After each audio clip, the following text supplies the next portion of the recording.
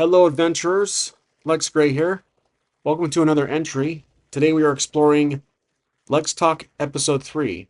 Let's begin.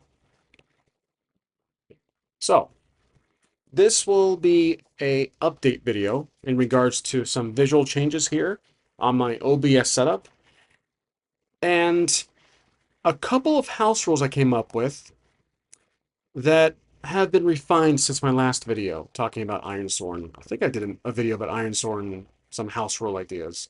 Might be confusing that with Fate. But either way, these are some house rules that I came up with that are not necessarily much different from the game, but are just tweaks to the existing rules. First, let's show the visuals. I have these 5 scenes. This is the first scene, which is the main logo for the intro and outro. This is the Escobar map, which I've done before. I've been kind of fiddling with my look here. I've been having the map on its own slide and with my face on the side. But I've decided to separate the map on its own slide. There's Mortar on the bottom right. This is the camera. I'm going to be using this for Lex Talk episodes and narrative moments when it's mostly just me talking. Then there's this. This is one of the 2 newer ideas I've had. This is the Oracle.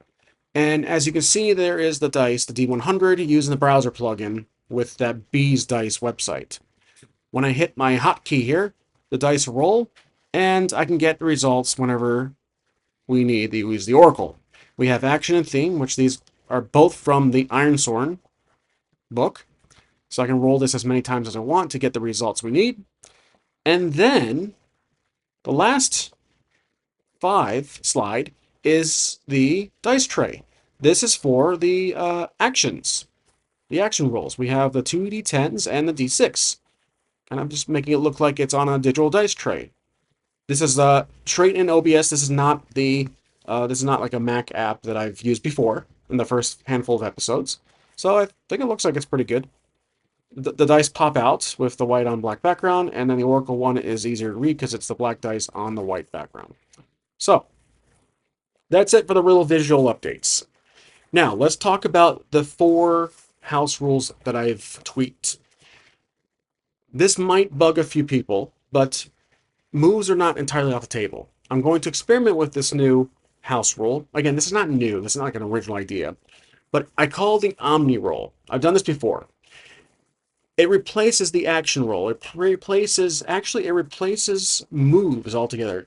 Take all the moves and get rid of them. There is no moves. It is the Omni roll. So basically, whenever a narrative moment triggers a roll, a stat roll, I call the Omni roll. So essentially, it is the action roll. But whenever a narrative moment calls for it, we do a stat roll. So the Omni roll represents all 5 stats. You have the, let's see, Edge, Heart, Iron, Shadow, and Wits. And just thinking of the narrative moment, which one is most relevant, I would make the roll. And so you do the usual D6 action die, and you do the 2 D10 challenge dice with your stat mod applied. A strong hit is a success with +1 momentum. That can also be adjusted based on the, again, narrative moment at hand. So it's technically a yes and. A weak hit is the partial success with a minor setback. Then you check the Oracle. So it's a yes, but. A miss is a fail. With a major setback, check the Oracle. No, and. And then the 3 attachment notes I have here is irrelevant bonds can be added. If it works, if it's relevant, for a +1 to the result, your roll may also affect health, spirit, and supply. So your 3 status trackers, it depends on the roll. If you're attacking, if you're hiding, if you're doing something dangerous. Again, the Omni roll allows for a much larger, much broader use. Moves are fantastic. I love them. Again, I'm going to experiment with the Omni roll in perhaps the next episode. And then obviously matches still apply. Matches have to be there. They are great for plot twists, whether it's against or for the player. Okay, number 2 is momentum pool. Momentum can be used for basically as a pool of points you can take and throw to add at your Omni roll. So you don't reduce it to lower, to basically create a weak hit or to overtake a challenge die. You use it to add to your d6 roll post roll. So if you fail, if you get a weak hit or a miss, if you have enough points in your momentum, you can boost up your result even with the stat mod included. This way, you have to use it. Uh, you have to use it. You have to apply strategy to the use because you don't want it. You don't want it to drain it too fast. You want to save it for the most critical moments in your adventure. So strategery, you want to use it at the most important moments. So, and you can only use up to 5 within one Omni roll. There's no limitations beyond that because why would you want to waste all of it? I think, well, actually, I'd say that more than 5, again, 5 is debatable, but more than 5 is probably too much power to the player. So up to 5 for an Omni roll, which for the most part is fairly generous. Next is status rolls. This is common in the game. You roll with your stat, not an action die, kind of like progress rolls. If a narrative moment conflicts with a status track, you basically roll you compare your status to 2 of the challenge die. Interpret the results similar to the Omni roll. So it can be a strong hit, or a weak hit, or a miss. And basically, you can use it if you're challenging your spirit, if you're physically hurt and you're trying to heal yourself, or if you're trying to endure the pain, and then supply, if you're trying to see if you have the item you need, you can roll spirit. Again, there's so much creativity involved with status. I believe the Omni roll method encompassing status would be a huge plus.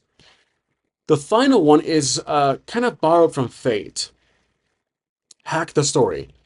You use your entire momentum, reset the default, to hack the story to your liking, but it must remain contextually possible. And on top of that, you have to have a momentum of 10.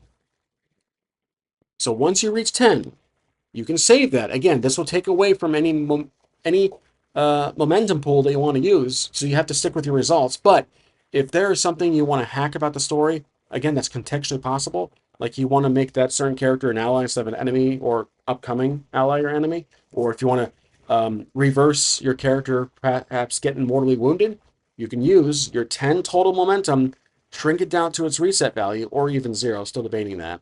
You can hack the story.